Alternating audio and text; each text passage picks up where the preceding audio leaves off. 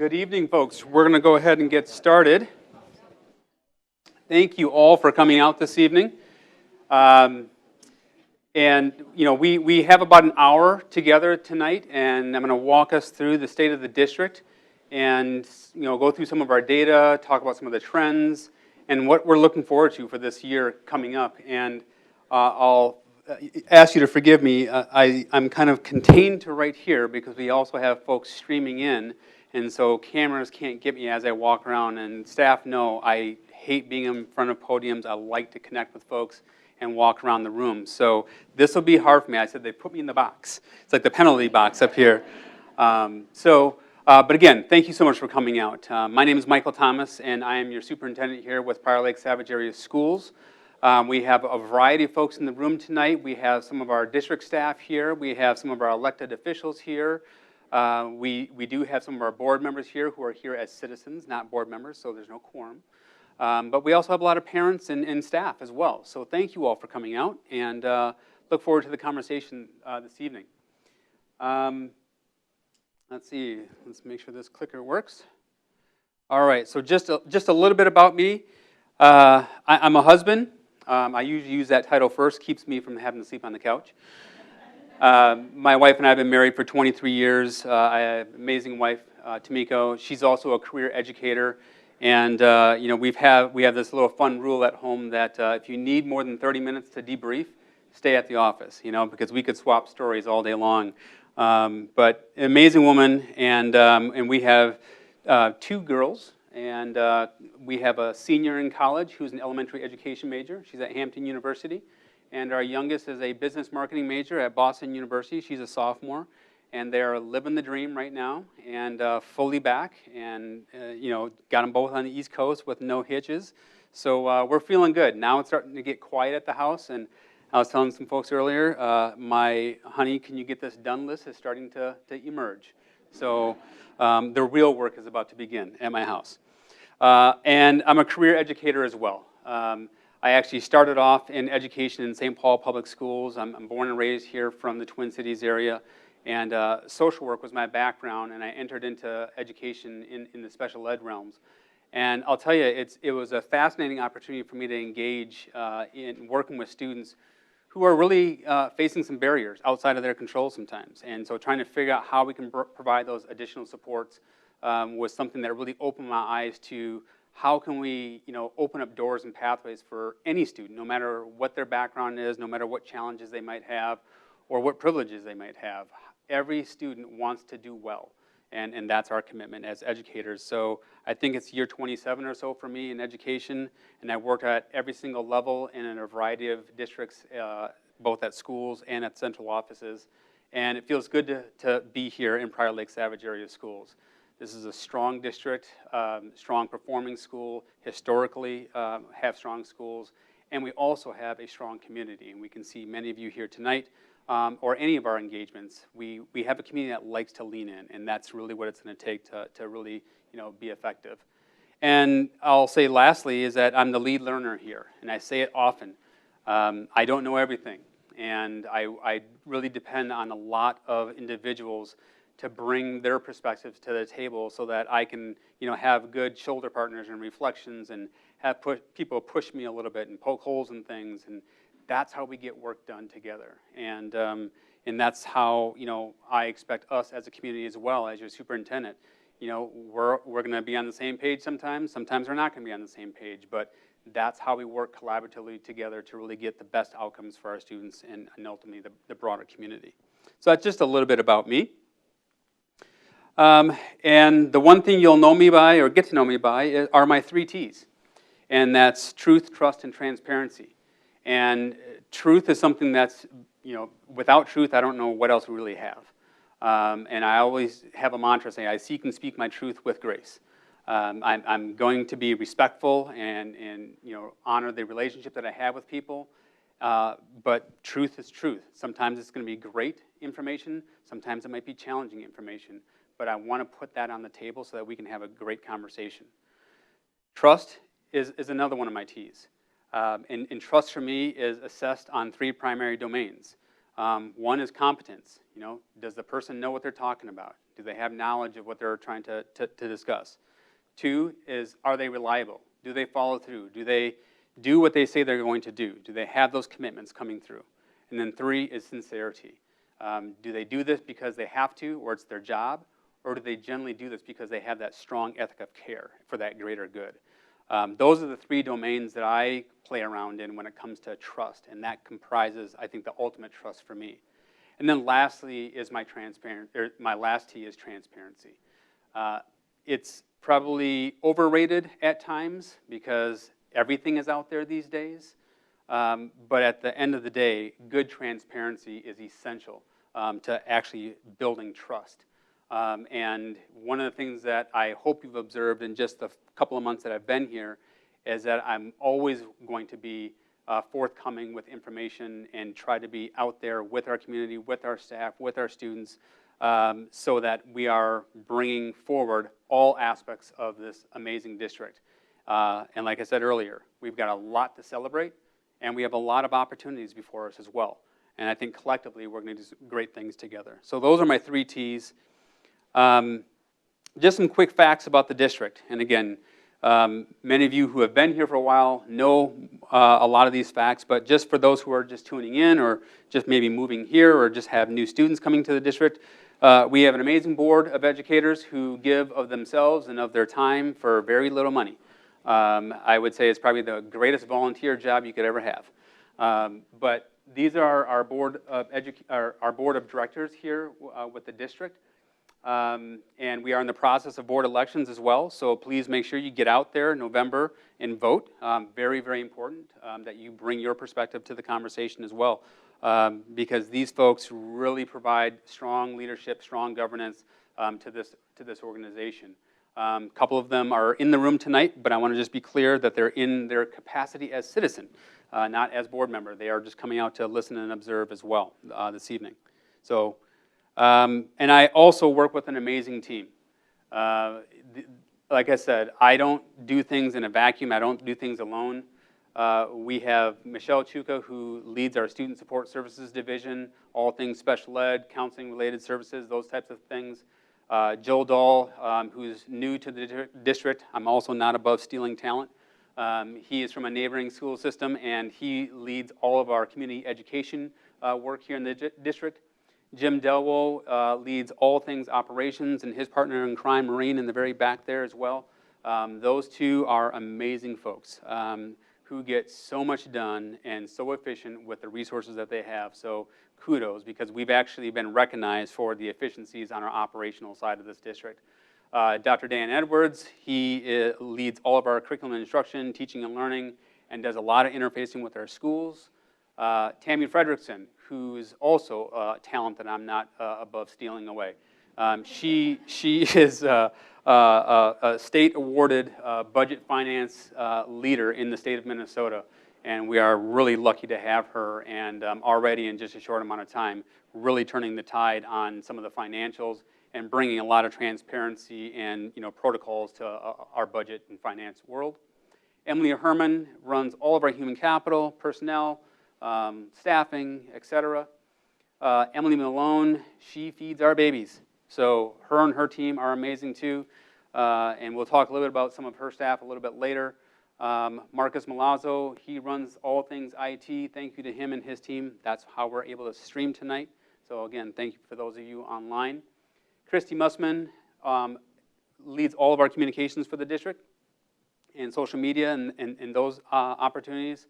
Sam Oak leads all of our diversity, equity, and inclusion work, as well as our Title III EL support for the district as well. And then lastly, we have Jenny Zumbush, another new person to the senior leadership team who leads a lot of our data science, continuous improvement, assessment, those types of things. So an amazing team of people that I'm blessed to work with every single day, and I can't thank them enough for the work that they do.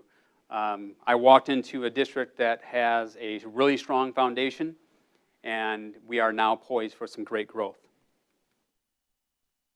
I always like to ground us in the mission.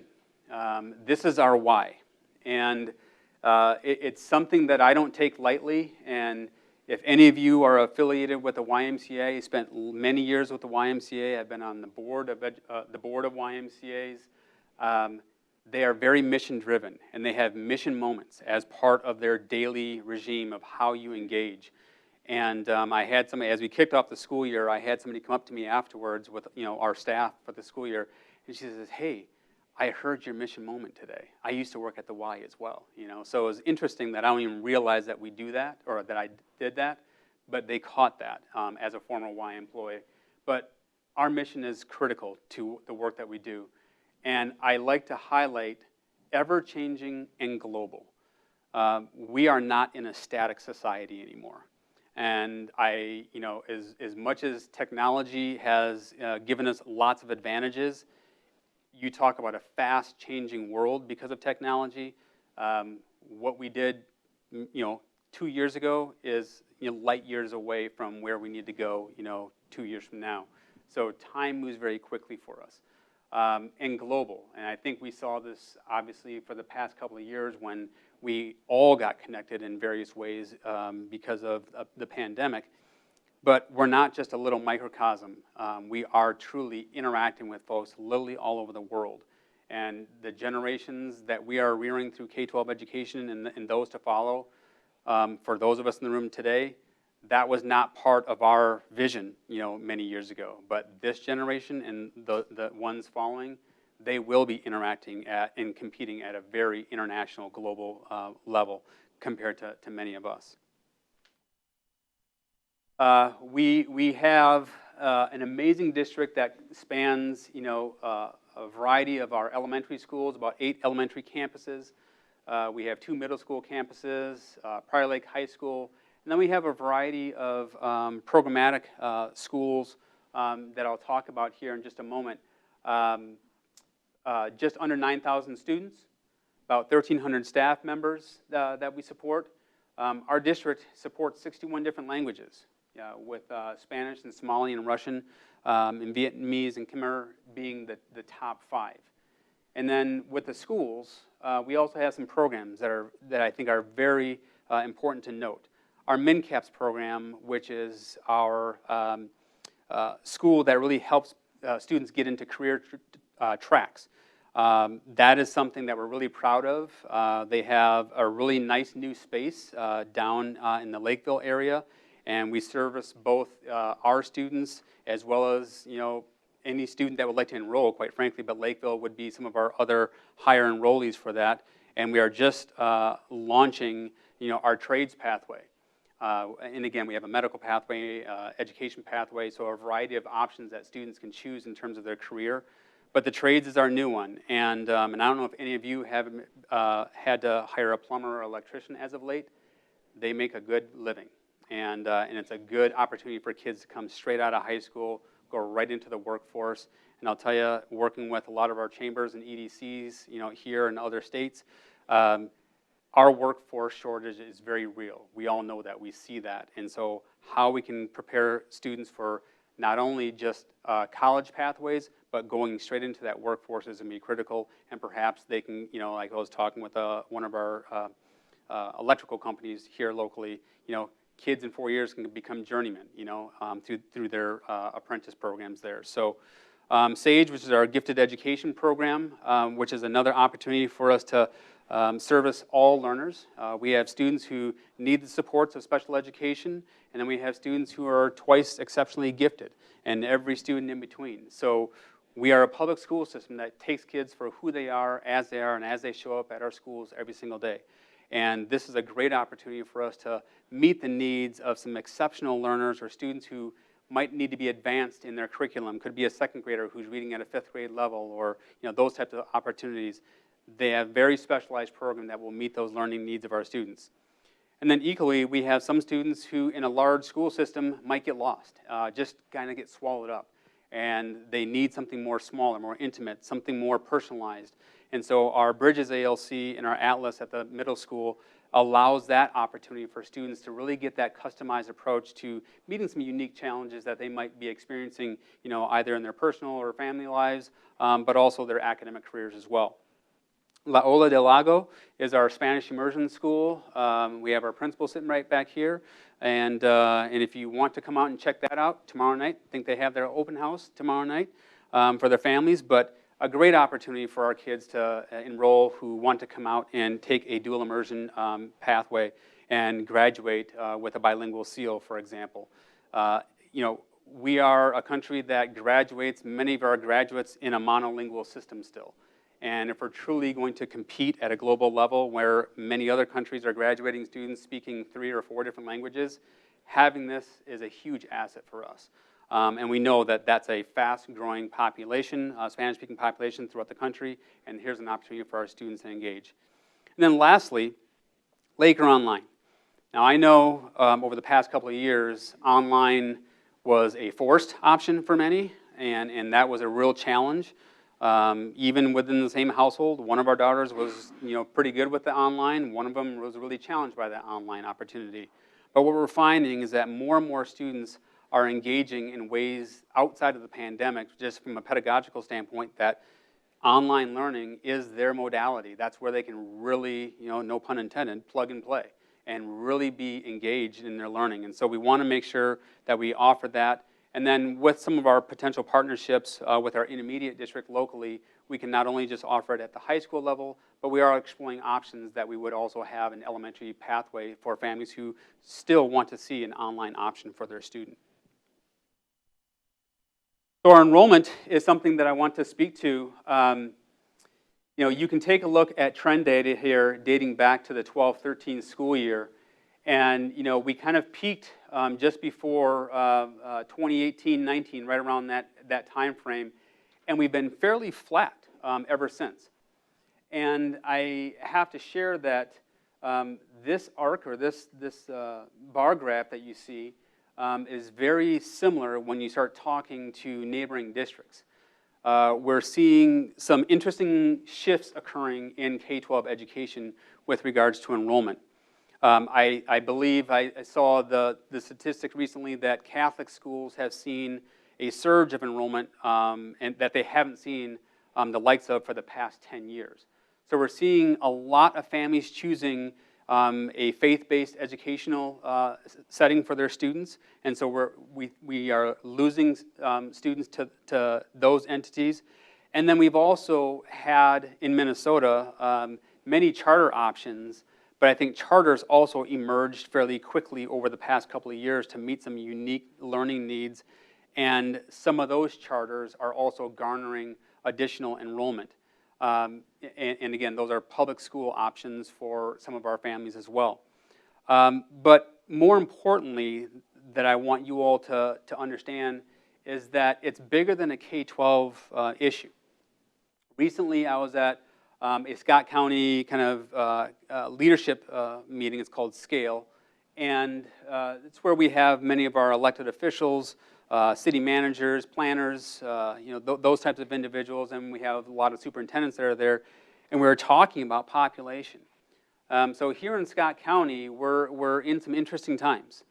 When you see rooftops being established, those aren't necessarily equating to K-12 enrollment.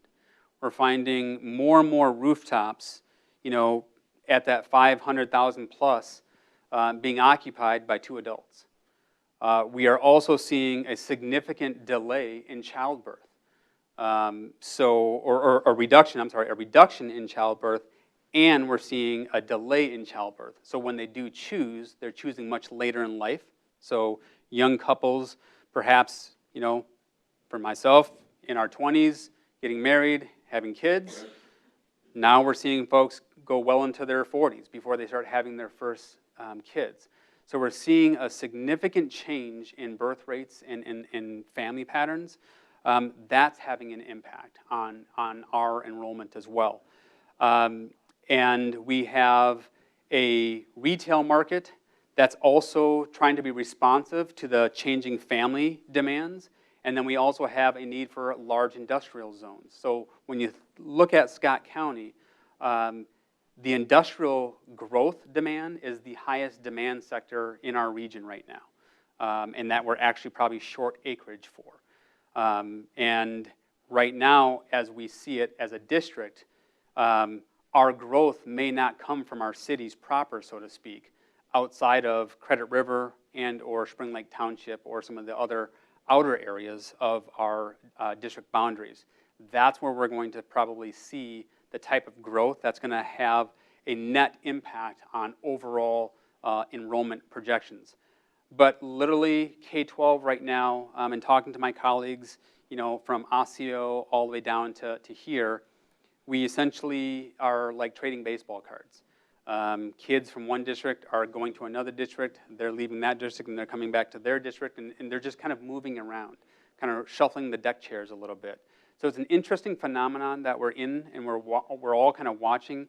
We'll be working with our community locally to put out a survey to understand what's driving choice. We're in a choice state, I get that. Parents are always going to choose a school or a school district that they feel their student will thrive the best in, and I totally support that. Selfishly, I want it to be Prior Lake Savage Area Schools. Right? Give us the opportunity to provide high quality education to your student, and if we find that we're just not going to meet the needs that you are looking for, we understand. Parents are going to make choices. So we want to understand that. So when we look at our data, we see roughly, let's see, I jotted some stuff down. We have about 913 students that leave our enrollment area and go to other districts. Similarly, we have just under 1,400 students, 1,370, that enroll into our district from other districts. So we net about 400 students through open enrollment. And I get, like I said, we're going to be shuffling deck chairs a bit, but again, I want to understand the why, why a family is not choosing our district. This is a high-performing district. Historically, it has been a high-performing district. And again, with no disrespect to our neighboring, colleagues, there's only so many sports teams and theater opportunities that you can recruit kids to come and play or come and act or be in the band. Something else is driving, and that's what we're trying to get to the bottom of and understand that. So that will be a big push for us here in our district. And as I stated, this is a demand district.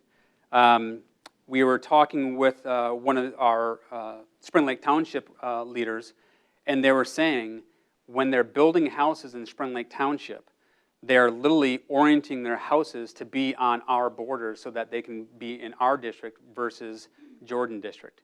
And there's kind of some real estate turf issues, if you will, with developments or developers to see who can get the homes in our district compared to other districts. So that's a very real conversation that's happening in cities and townships around us.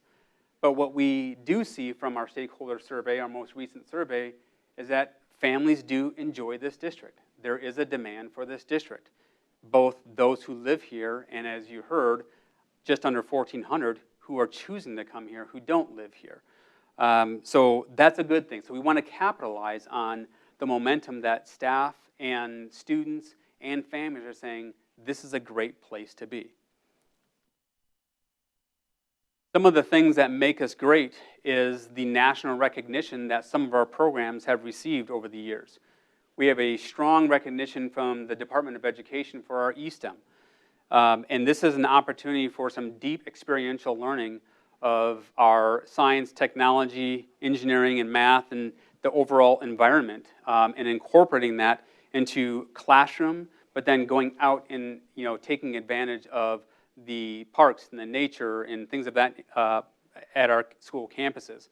When I was down in Spring Lake Township, when I first started here, I was at one of their council meetings, and they were presenting on a watershed initiative that was going to impact multiple municipalities around.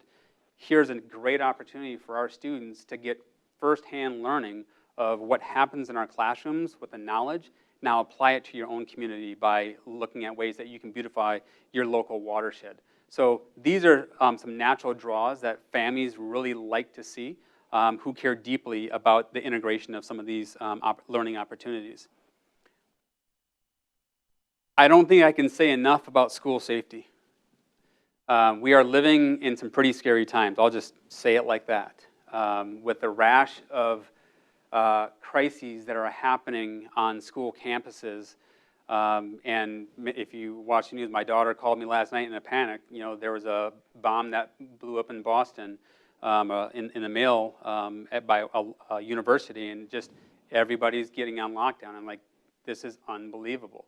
And bomb threats at my daughter's campus last year. And we've seen these rashes happening in higher ed and K-12. And quite frankly, as a parent, as a school leader, this is what will keep me awake all night long. So when parents are sending their students to school, they better be safe. I mean, that's a non-negotiable.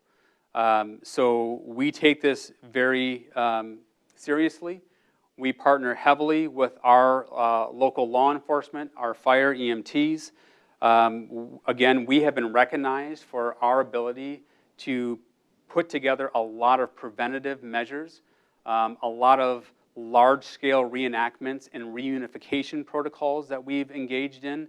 Unfortunately, we've just had to do that, given what's happening in the world right now.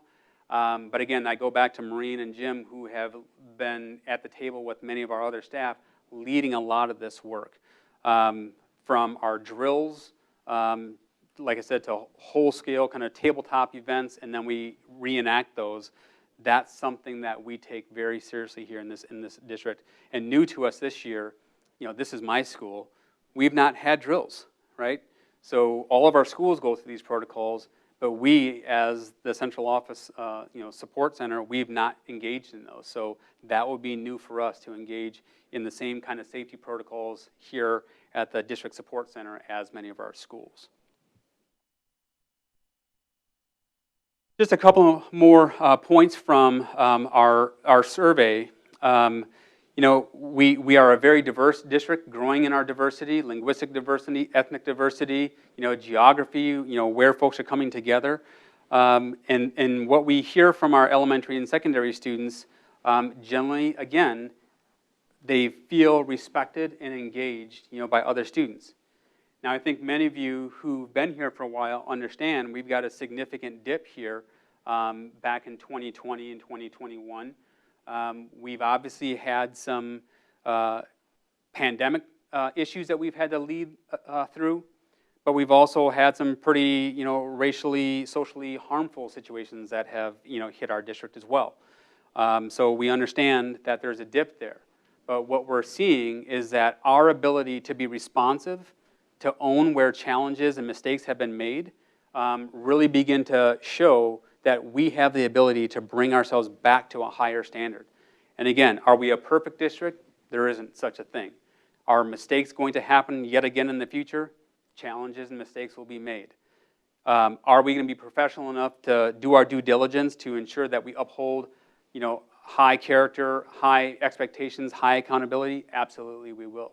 And that's how we're going to continue to ensure that our students, staff, and families feel like this is a district that everyone feels welcomed, no matter who you are. We also see some interesting data that comes out with regards to teachers knowing how to teach so that they can learn. Secondary staff, they're tough. Okay, they're like college professors, mini college professors. It's hard to kind of get in with them sometimes. Secondary students are no different. Okay, I was talking to a mom back here who's got a middle school for the first time. I was a junior high principal, and so you either have to be crazy or you really got to love what you do. I was probably a little bit of both. But what we see here is that our students understand that our staff know how to meet their needs. And we were challenged. I'm going to tell you right now, I don't think there's a school system in this country that wasn't challenged with how to meet the vast needs that emerged through the past couple of years due to the pandemic. But what also happened, again, trying to find, what they say, don't let a crisis go unwasted, it forced us to look more holistically at our students, right? That they come to us in their whole being. Not just an academic head, but there's a heart and there's a body and there's so much more to our students. And I'm not saying that staff didn't get that, but generally speaking, it brought an emphasis to looking holistically, because when we didn't meet all the needs of our kids, we saw some challenges occur, right? And we know that. No matter how great of a teacher you are, no matter how many hours you spend on your lesson plan, if a student doesn't feel safe, warm, welcome, loved in your classroom, they're just not going to connect, right? So holistic approach to how we engage our students here in Prior Lake Savage Area Schools, top importance. Our students go everywhere. You know, I had a great opportunity to welcome all of our students back over the course of last week, and as each high school cohort came in, we had an assembly, and I asked to be able to share a few words with our students at the high school. You know, they are the leaders, they are the role models for all the other students to kind of follow and say, yep, you know, we want to be a Laker, that's who we want to be. And our students heard from me that whether you're on campus or off campus, you represent the integrity and the character of this district. And I asked them, keep that in mind wherever you go. So whether you're in your classroom, or if you're working at Culver's, or if you're shopping at Target, we see you. I mean, I can't go to Hy-Vee and not see a family or a student, you know, who might be, you know, working there.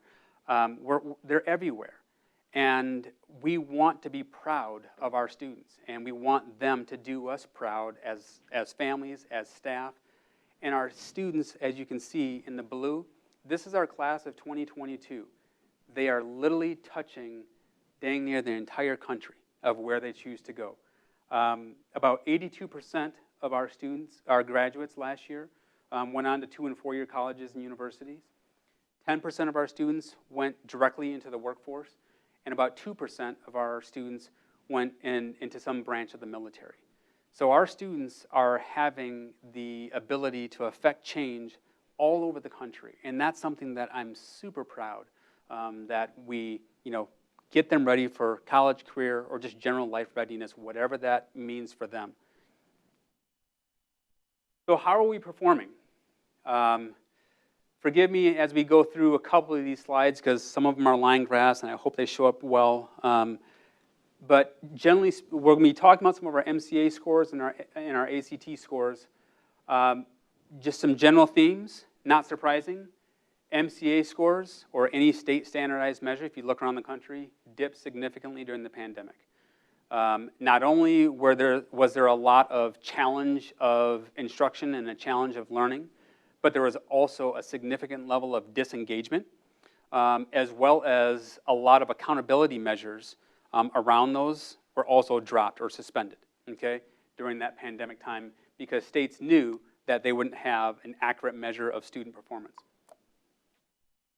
What we're also beginning to see, though, is that participation rates started to come back up to more pre-pandemic levels back in 2022.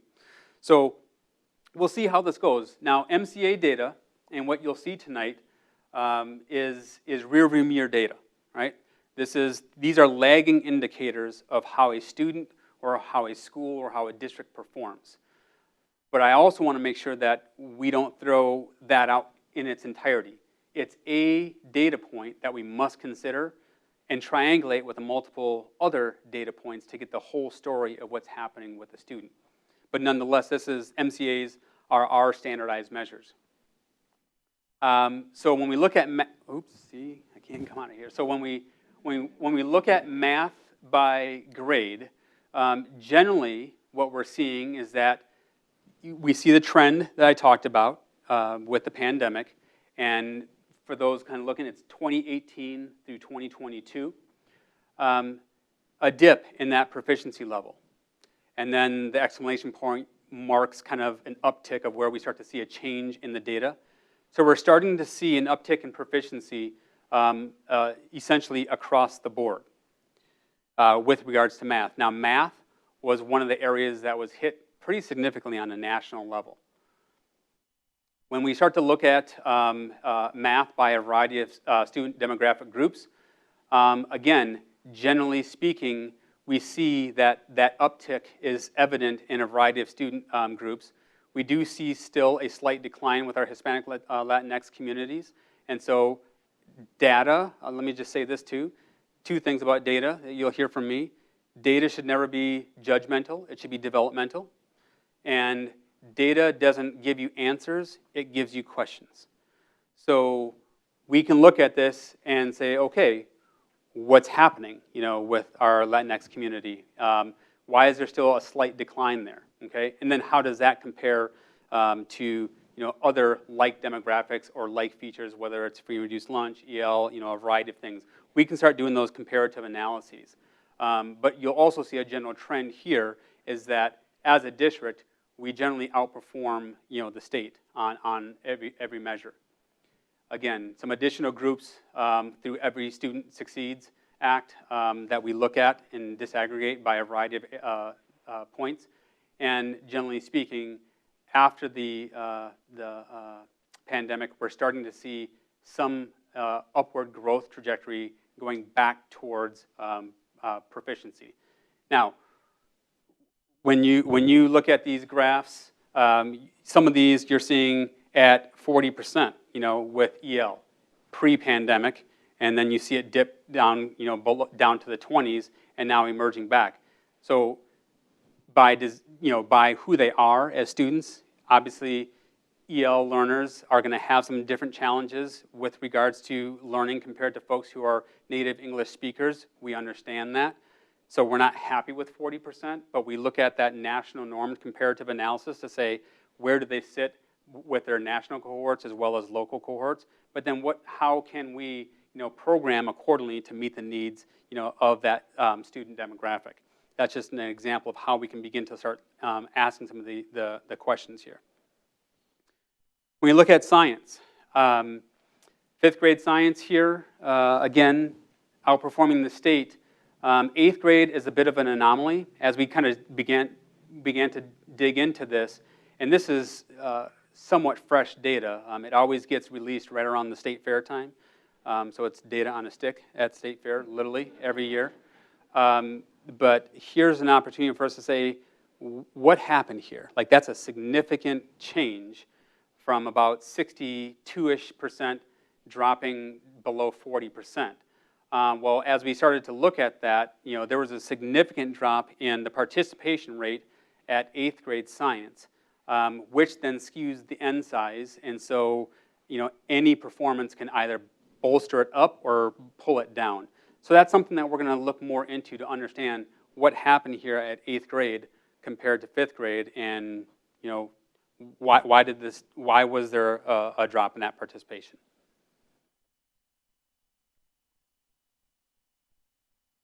Again, we can break this out by demographic group, and by the way, this will be uploaded onto the website, so you can always come back to that and kind of take a look at some of this too.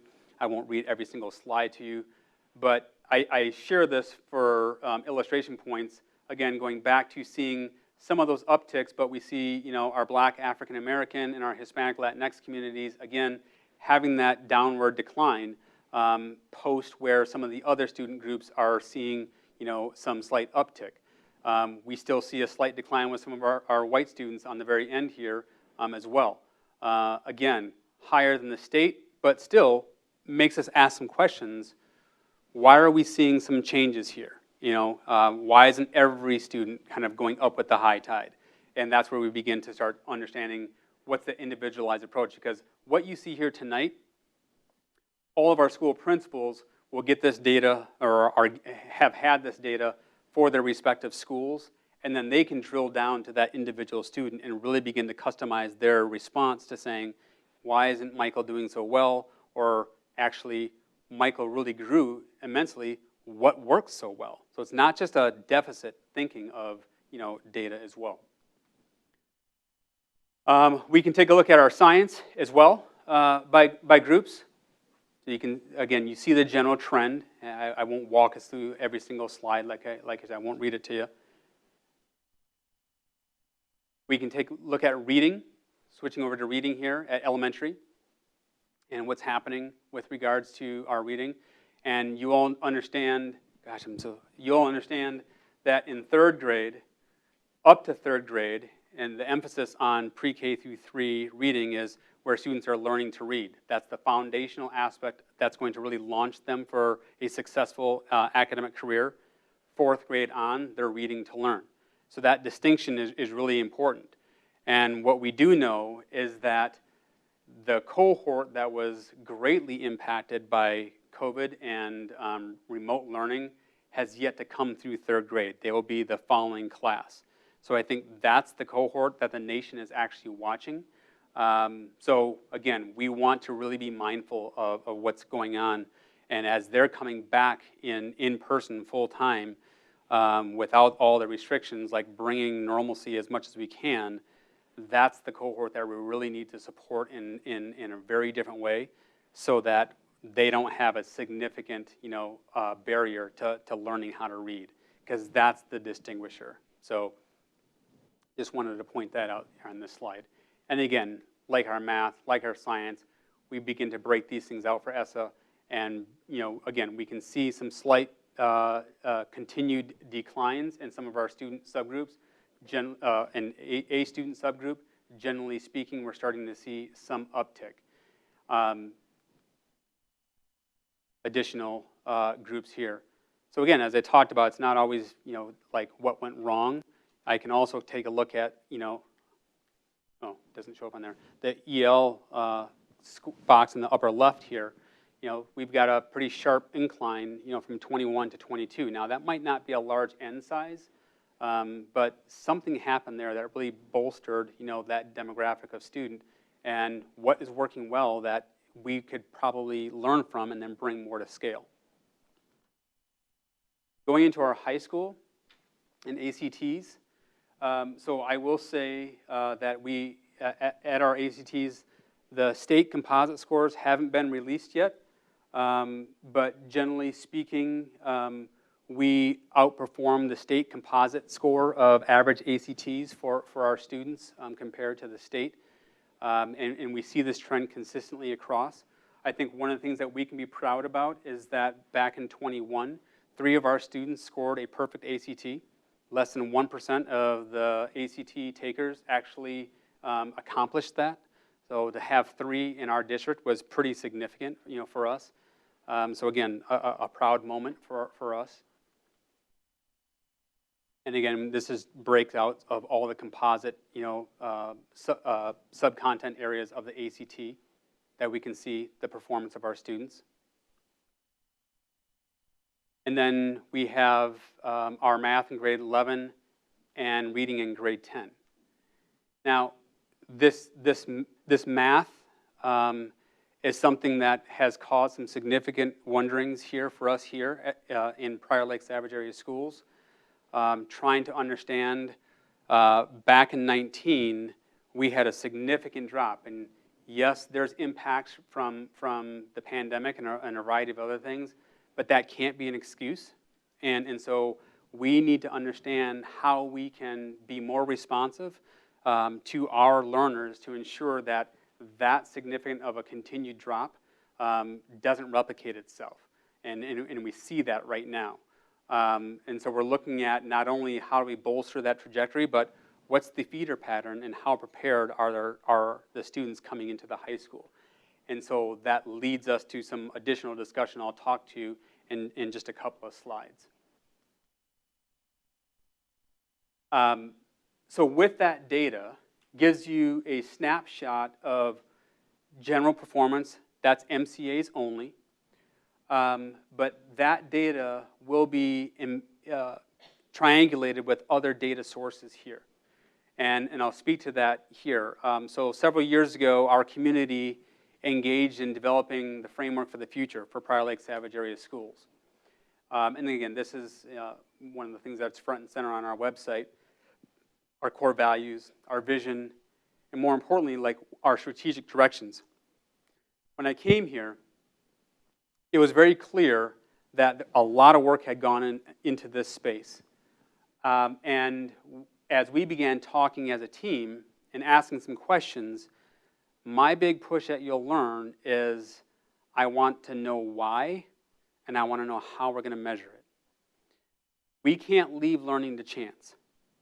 And I don't care if a student is struggling or if a student is excelling off the charts, if we don't know why that is occurring, that's going to be a significant problem for us, because we're not going to be able to appropriately respond and bring supports where a student needs additional support, nor will we be able to replicate and bring promising practices to scale if everything is just by luck.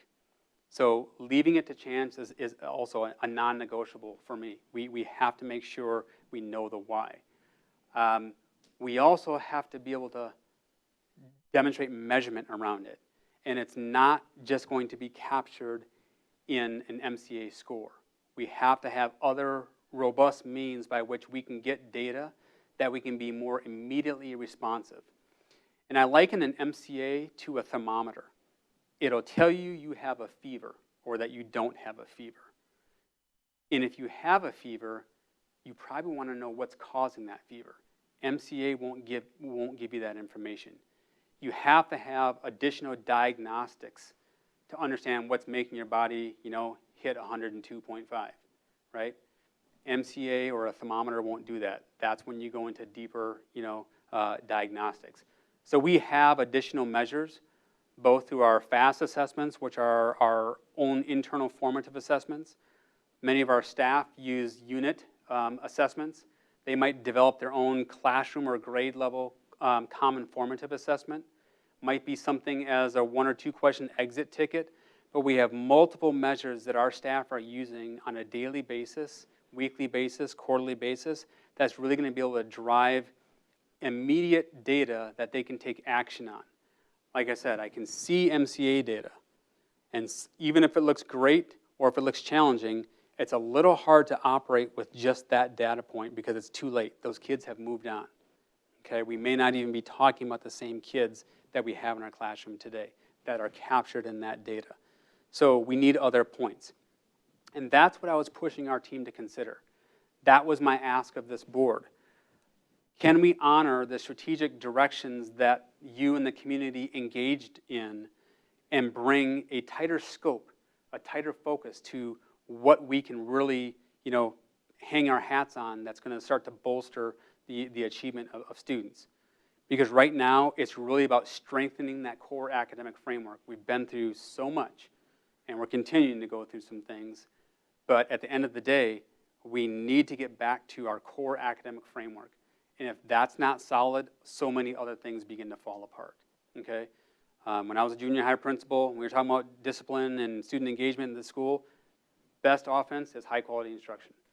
If I can, cure the idle mind, that doesn't allow a student to start being distracted and thinking to do other things other than learn, that's a good strategy, right? And that's what we're getting back to here. And part of that is to look at our ability to increase measurable student learning and look at that holistic approach to providing a safe, secure, and supportive learning environment for our students. Those are our 2 strategic directions that we're really going to elevate up, and we're going to flip that forward to the board and to our community. This is where we want to be held accountable. And this is where we'll be building out a more robust metric system so that the board and the community can see the progress that's happening quarter over quarter over quarter. That way we can be more responsive and in time, adjustments. And we talked just this week? Just this week, I think it was. About some of those protocols and data points and timelines that we'll be using for that. And again, if you would like to watch that back, that is uploaded on the website from just this past Monday.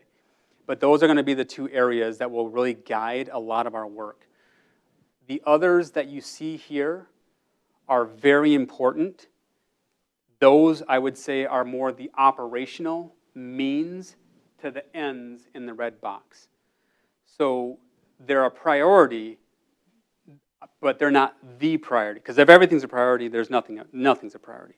So we really want to focus on that core that surrounds that academic core, and then all of these other aspects are operational supports to executing here. Okay, so that's how we've honored the work that this community has engaged in. But now looking forward, here's our opportunity to be laser focused on what matters most. So there's a couple of things that you can begin to expect to see over the course of this year, and then as we move forward in this year and engage our community around opportunities for various staffing models, curriculum, resources, allocations, et cetera, more will come.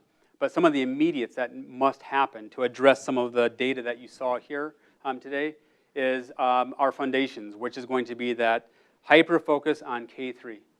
And we really want to ensure that students have that strong literacy start to their academic careers. We all know that that research shows that by third grade, that's the proxy that prisons are built by, right? Third grade literacy scores. So how do we ensure that our students have a fighting chance to live a successful life, be positive contributing citizens to any community that they're in? And we know that we can start to measure that by as early as third grade literacy scores. So that's going to be an academic investment that we're making here. You saw some of the math challenges that I mentioned earlier. And namely, we saw the symptom at the high school. The causation is prior to that. So we've got to look at an opportunity for us to bolster that math opportunity at a younger age so that we can begin to interrupt that trajectory of preparedness by the time they get into secondary. We will also be looking at secondary interventions and supports, but a bulk of our resource is going to be allocated to really closing the hole at the bottom so that students are more prepared as they get into that secondary level. Science as well. So we got 2 math curricula that we're piloting right now, and we'll be looking at doing a full implementation after an adoption for the 23-24 year. And then also our science. We have new state standards that are coming into play, so we need to ensure our curriculum is actually aligned to where the MCA that will be measured according to those standards, or written according to those standards. Now we actually have a curriculum that will help foster that learning aligned to those standards. I think also on the back burner that sometimes simmers, sometimes it boils, and now it's again simmering, our social studies standards. Those are also in the mix. So there's a lot of change that I think we're going to start seeing over the next 5 years in K-12 as an entire industry. We've learned a lot during this pandemic. Every state, I think, is reevaluating how they're looking at their K-12 systems. We all know what happened in this country when schools shut down. I think it really brought an awareness of the backbone that schools serve for so many different reasons. If we don't have strong schools, we are not going to have strong communities. And I'm committed as your superintendent to ensure that we are a strong, viable district, that we have an ability to support strong communities. The use of student achievement data. EduClimber is a new data visualization tool that we are beginning to start training teachers on so that they actually have at their fingertips very actionable data that's like just in time. And again, it's not going to be the lagging indicators, it'll be the leading indicators that I can look at through the EduClimber system to say, Michael is actually beginning to slip off track. Or wow, look at the amazing growth Michael just experienced. Let me talk about that and see and share with my PLC, my professional learning community, and say, hey, this was what worked for Michael. You got a Michael in your class, or you have a Michelle in your class, so we might can share that practice then, right? So that's an opportunity for us to really bring actionable supports to our teachers in that just-in-time moment. In addition, I talked a little bit earlier about quarterly data reporting. We will now have a cadence with our board and ultimately our community where you all will be getting data on a quarterly basis. We'll be looking at the academic performance of our students. We'll also be looking at the engagement of our students. So everything from our math and reading data to looking at attendance and suspension data as well, I mean, in a variety of things. And we'll be working with our schools to see are there some other internal local assessments that we believe we want to roll up and then flip forward as a forward-facing dashboard as well to the board and to our community. And again, you got to have cheeks and seats. If kids aren't in class, if kids aren't in school, they're not learning. And I can tell you, it's been a theme I've heard about coming in as the new superintendent around attending school. around attending class. Some of you in here actually have spoken to that, at a variety of board meetings. Students need to be in school and they need to be in class. I don't know how else to say it. And we know that we have an opportunity, and our campuses are responding to that feedback and beginning to change some attendance protocols immediately taking effect this fall. And I can attest to it, that something is beginning to happen because we're beginning to hear complaints from students. So we're doing something right. All joking aside, again, being at the high school, I've been there quite a bit for a variety of different meetings that might occur there. And I always spend time just walking through classrooms, walking through the halls, and trying to observe juxtaposed to what I hear, right? And that's something that is going to be really important for all of our school campuses, that we understand, we can look at attendance data, we can hear from our community, we do have some opportunity to do something different. And they're being responsive, and many of our campuses are doing that as well. So that accountability and high expectations, people might say, well, I don't know if they're going to be able to meet that. Well, if we don't set one, they're not going to meet it, clearly. So we are going to have high expectations and high accountability, not only for our students, but also for the adults and our the adults in the district as well. Because at our administrative retreat, attendance was also an adult issue. I'm kind of embarrassed to say, but it was an adult issue. And I don't know if any of you have heard the news story about the psychological quitting that's happening in a variety of different industries. And again, I don't want to downplay people's experience over the past couple of years. I get we had some real challenges. But at the end of the day, in public education, I'll say, I'm biased, I'm an educator, this is the most consequential role you could have. You impact thousands of students and generations to come. We have to be fully present. And that's something that has been one of our themes this year as we kicked off with the staff. You have to be present. You can't psychologically be checked out and physically just be there occupying space.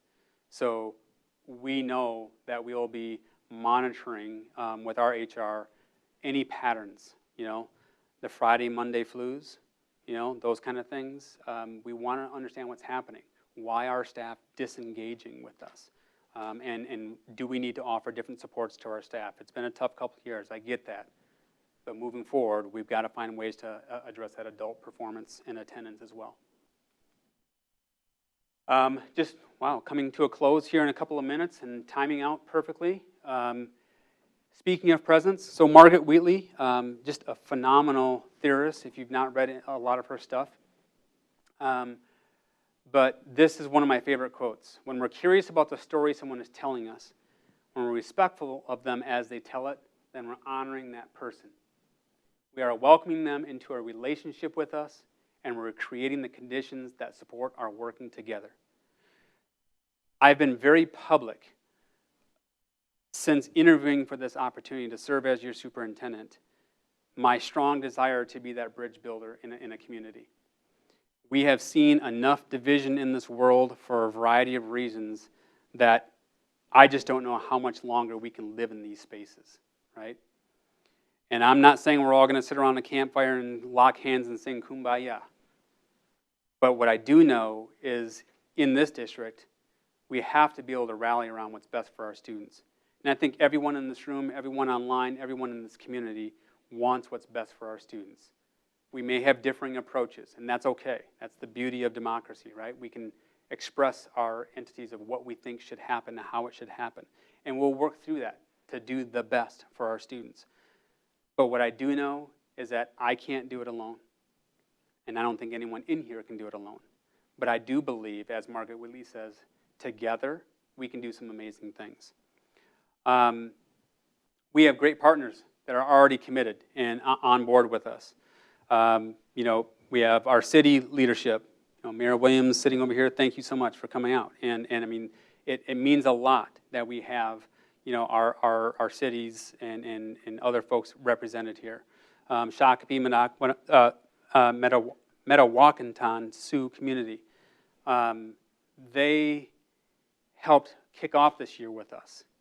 And again, a very powerful presentation for them to be a part of our opening of the school year. And I think brought some closure, much needed closure to some narratives that were holding us as a community. And then from Rotary to a lot of our boosters at the bottom, I can't thank all the groups enough in our community for their support and sponsorship of our district. Couple of quick hits. This is the best district you can work in, right? And we do have opportunities. And you've heard every industry is facing shortages of some sort. We're not alone in that. And so to the extent that you can, within your networks, because this is where jobs can be found most effectively. It's not on Indeed.com. It's from your neighbor having a conversation and like, oh, they're hiring, huh? Great, thank you. Send me the info. So go to our website. You can see the openings. Please cut and paste that link into any of your social media pieces because we want the staff to be here and fully staffed, and we want the best staff for our students here in Prior Lake Savage Area Schools. And lastly, my pledge is always to be grounded and rooted in community. I try to get out to as many engagements as I possibly can, especially being a new resident in the community, learning more about this community. I spent a lot of social time here with friends and family who live here, but to work here and now to live here really means a lot to me and my family. And so don't be a stranger. If you see me, you see my girls, you see my wife, don't be a stranger. You know, come up and say hello. I would love to have an opportunity to meet you personally. But there will be some structured events coming up. And a lot of what I'm trying to gather here is what's important to our community, right? I have a lot of thoughts and ideas, you know, of my 27 plus years in education. Many of you do as well. And here's an opportunity for us to talk as a community together to find out what is important. And we'll be gathering themes from these engagement sessions and then collating them and then reflecting those back to the community. Sam Oak, who's in the back here, who leads a lot of our diversity, equity, and inclusion work and a lot of our EL and such for the district. He and a host of others led a lot of our coffee and conversation opportunities last school year. Well, they're going to solicit the themes from the community sessions that we're hosting here to then be able to engage the community around what the community said is important over the course of this school year. This is also going to help shape priority work for our board moving forward because this is an opportunity for community to really weigh in and really speak. And you'll hear a little ditty about me, but after that, it's just going to be a conversation. There's no set agenda. It's literally just an opportunity for me to engage and get to know the community, for them to get to know me. So if you have a chance to come out to any of those, or just tell your friends, family, neighbors, whatever, have them show up to some of them. We've tried to spread them out. We might have one at a church. I've been working with several of the faith-based leaders in our community. Again, huge asset to public education, in my opinion. A large resource that I know, again, has the greater good in mind for what's best for kids. And so we may be adding an opportunity to connect at a church as well. So more to come on that, but we'll update that if we are able to secure that.